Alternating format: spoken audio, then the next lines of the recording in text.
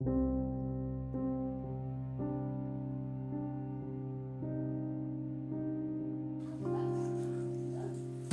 add or remove window animation scale in quick settings, open settings, swipe up or down home screen to access the app screen,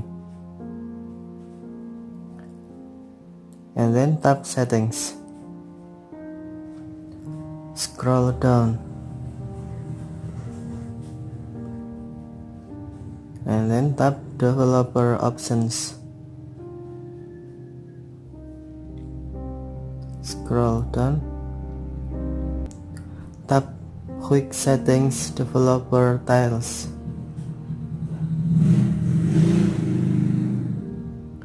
and then to add to quick settings, tap window animation scale shift until blue, or to remove tap shift until white.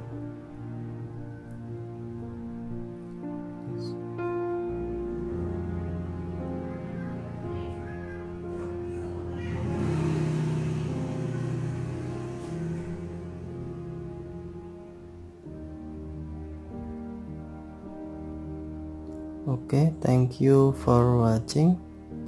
Have a nice day.